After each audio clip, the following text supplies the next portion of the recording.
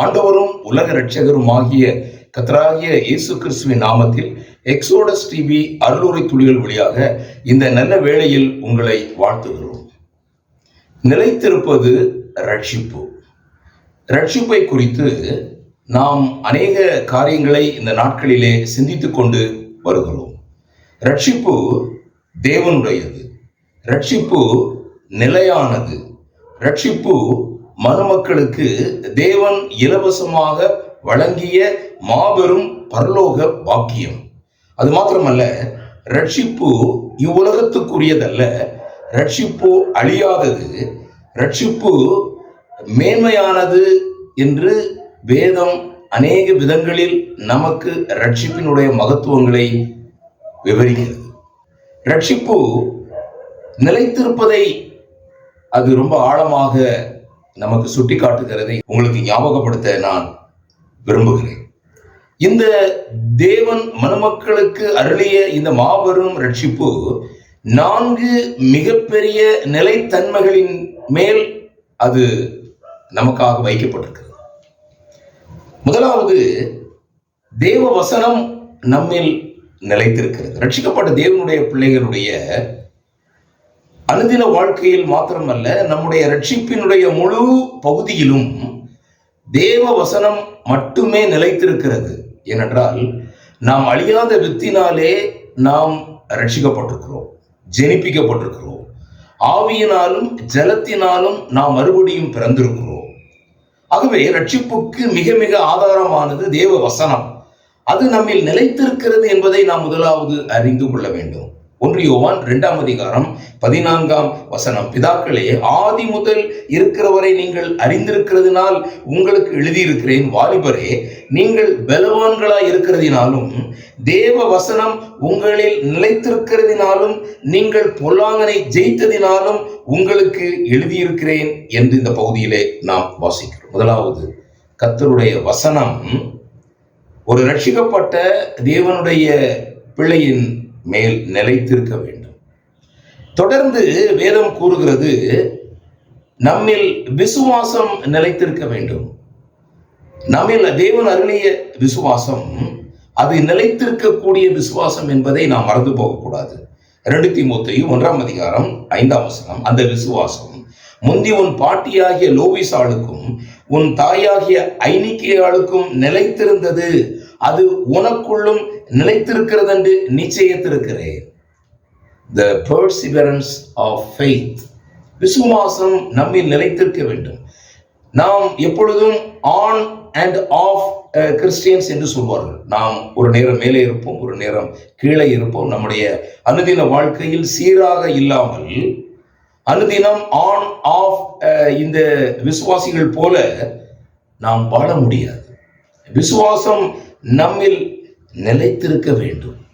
தொடர்ந்து வேதம் கூறுகிறது, யோவான் 15:11, என்னுடைய சந்தோஷம் உங்களில் நிலைத்திருக்கும்படிக்கும் உங்கள் சந்தோஷம் நிறைவாயிருக்கும்படிக்கும் இவைகளை உங்களுக்கு சொல்கிறேன். 3வது, தேவனுடைய மாபெரும் அழியாத மாசற்றதான சந்தோஷம் நம்மில் நிலைத்திருக்க வேண்டும். யாரிடம் கேட்டாலும் ரட்சிக்கப்பட்ட தேவனுடைய ஆண்டவருக்குள் நான் சந்தோஷமாயிருக்கிறேன் என்று சொல்ல வேண்டும். ஏதோ இருக்கிறேன் என்றோ அல்லது நம்முடைய வாயின் வார்த்தைகளினால் கூட நாம் நம்முடைய சந்தோஷத்தை நாம் குறைத்து நாம் எண்ணக்கூடாது, அதை பேசவும் கூடாது. சந்தோஷம் நிலைத்திருக்க வேண்டும். நிலைத்திருக்கிறது.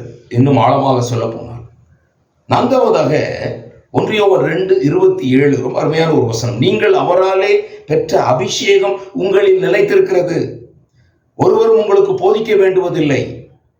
அந்த அபிஷேகம் சகலத்தையும் குறித்து உங்களுக்கு போதிக்கிறது. அது சத்தியமாயிருக்கிறது, பொய்யல்ல. அது உங்களுக்கு போதித்தபடியே அவரில் நிலைத்திருப்பீர்களாக. நிலைத்திருக்கக்கூடிய அநேக காரியங்கள் வேதம் நமக்கு தெளிவாக கூறுகிறது. ரட்சிப்பு என்றாலே அதிலே நிலைத்திருக்கக்கூடிய அம்சங்கள் ஏராளம் ஏராளம். நாம் ஏதோ ஒரு காரணத்துக்காக நாம் சபைக்குள் வந்தோம், நாம் ரட்சிக்கப்பட்டோம் என்று அறிக்கை இடுகிறோம். இப்படி அநேக காரியங்கள் நம்முடைய வாழ்க்கையிலே அநேகரை நாம் சந்திக்கிறோம். ஆனால் அதை முழுமையாக நம்மால் அறிந்து கொள்ள முடியவில்லை. ஆனால் தேவன் அறிவார். நான் ரட்சிக்கப்பட்டிருக்கிறேனா என்பதை நீங்கள் ஒருவேளை அறிந்தோ அறியாமலோ இருக்கலாம், ஆனால் நானும் தேவனும் அறிவோம். ஆகவே 4 காரியங்கள் ரட்சிப்பில் நிலைத்திருக்கிறது. ஆனால் அநேகருடைய வாழ்க்கையில் ஏன் இந்த ஏற்றத்தாழ்வுகள்? வேதம் என்ன சொல்கிறது பாருங்கள். எபிரேயர் 4ஆம் அதிகாரம் 2ஆம் வசனம், வசனம் அநேகருக்கு பிரயோஜனப்படவில்லை. கர்த்தருடைய வசனம்தான் நான் உங்களுக்கு சொன்னேன் அது என்னெல்லாம் செய்கிறது ரட்சிப்பில் என்று. ஆனால் அநேகருடைய வாழ்க்கையில் வசனம் பிரயோஜனப்படவில்லை. எபிரேயர் 4:2 பாருங்கள். ஏனெனில் சுவிசேஷம் அவர்களுக்கு அறிவிக்கப்பட்டது போல நமக்கும் அறிவிக்கப்பட்டது. கேட்டவர்கள் விசுவாசம் இல்லாமல் கேட்டபடியினால் கேட்ட வசனம் அவர்களுக்கு பிரயோஜனப்படவில்லை. There is no use for the word of God or not in faith. அப்படிப்பட்ட அவிசுவாசம் உள்ளவர்களுக்கு எல்லாம் அவிசுவாசமாயிருக்கும். சுத்தம் உள்ளவர்களுக்கு எல்லாம் சுத்தமாயிருக்கும். அவிசுவாசம் உள்ளவர்களுக்கு ஒன்றும் அது பிரயோஜனப்படவில்லை என்பதை நாம் அறிந்து கொள்ள வேண்டும். அருமையான தேவனுடைய பிள்ளைகளே, வசனம் அநேகருடைய வாழ்க்கையில் நிலைத்திருக்கவில்லை. எரேமியா 6:10 2 காரியங்கள் சொல்லப்படுகிறது. கர்த்தருடைய வசனம் அவர்களுக்கு நிந்தையா இருக்கிறது, அதன் மேல் அவர்களுக்கு விருப்பம் இல்லை. 2 விஷயங்களை அங்கு எரேமியா தீர்க்கதரிசி சொல்லுகிறார். இஸ்ரவேல் ஜனங்கள், ஆண்டவரை விட்டு விலகின இஸ்ரவேல் ஜனங்களுக்கு கர்த்தருடைய வசனம் அவர்களுக்கு நிந்தையா இருக்கிறது. அது என்ன நிந்தை என்கிற வார்த்தை? அது அவங்களுக்கு ஒரு அபசொல்லாக இருக்கிறது. அது அவர்களுக்கு விருப்பம் இல்லை. அப்படி என்றால் அவருடைய வாழ்க்கையிலே ரட்சிப்பை அவர்கள் அனுபவிக்க முடியாது. யோவான் 5ஆம் அதிகாரம் 38 ஒரு ஆச்சரியமான ஒரு வசனம் இருக்கிறது. அவர் அனுப்பினவரை, அதாவது கர்த்தராகிய இயேசு கிறிஸ்துவை, தேவன் குமாரனை அனுப்பினார். அவர் அனுப்பினவரை நீங்கள் விசுவாசியாதபடியால் அவருடைய வசனம் உங்களில் தரித்திருக்கிறதும் இல்லை. நிலைத்திருக்கிற வசனத்தை குறித்து நாம் சிந்தித்துக் கொண்டிருக்கிறோம். அநேகருடைய வாழ்க்கையில் அந்த வசனம் தரித்திருக்கிறதில்லை. காரணம் என்ன? தேவனுடைய அன்பு இன்னும் அவர்கள் முழுமையாக உணரவில்லை. தொடர்ந்து அவர்கள் பாவம் செய்கிறார்கள், தொடர்ந்து பாவத்தில் ஈடுபடுகிறார்கள். பாவம் விசுவாசிகள் பாவம் செய்கிறதற்கான காரணங்கள் 3 தான். 1, அவர்களுடைய அறியாமை, அவர்களுடைய துணிகரம், அவர்களுடைய அசட்டைத்தனம்.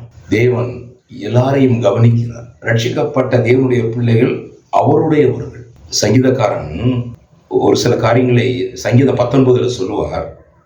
கர்த்தருடைய வேதம் குறைவற்றது, ஆத்துமாவை உயிர்ப்பிக்கிறது. கர்த்தருடைய சாட்சி, கர்த்தருடைய நியாயங்கள், கர்த்தருடைய கற்பனை, கர்த்தருக்கு பயப்படும் பயம், கர்த்தருடைய நியாயங்கள், இதெல்லாம் சொல்லிவிட்டு அவர் சொல்றாரு, அவைகளால் உமது அடியேன் எச்சரிக்கப்படுகிறேன். அவைகளை கை கொள்ளுகிறதுனால் மிகுந்த பலன் உண்டு.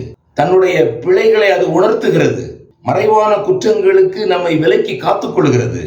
துணிகரமான பாவங்களுக்கு என்னை விலக்கி காத்துக்கொள்கிறது என்று சொல்லுது. அப்போ இந்த அறியாமை, இந்த அசட்டைத்தனம், இந்த துணிகரம், எபிரேய ஆக்கியோன் சொல்லுகிறார். அதை மாத்திரம் சொல்லி நான் உங்களுக்கு நிறைவு செய்கிறேன்.